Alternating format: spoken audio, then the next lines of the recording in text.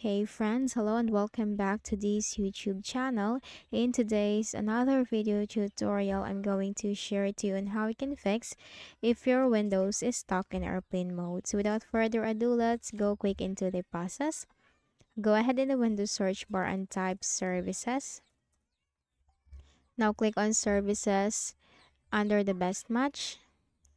Here we need to scroll down to the R section and look for the radio management service. Now, once you find the radio management service, because this is related to your airplane mode, click on the restart option on the left pane.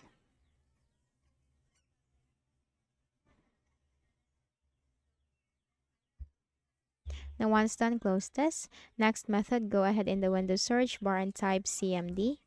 Now, you have to click on Run as Administrator on the right pane. Then here, simply type this command, ipconfig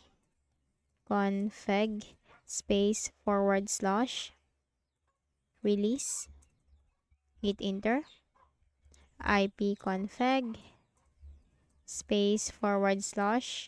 /renew. Hit enter. And we're also going to flush the DNS.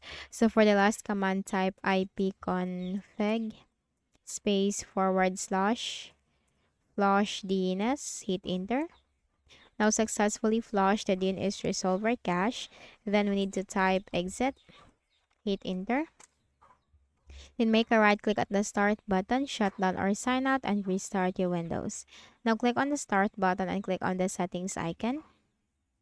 Click on network and internet. And here you can simply turn off your airplane mode. So if this is turned on, just simply turn that off.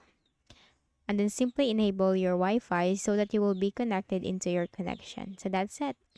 So if any of the solutions helped you in fixing the issue, kindly please do not forget to hit the like button and subscribe to our channel for more tutorials like this. Thank you for watching.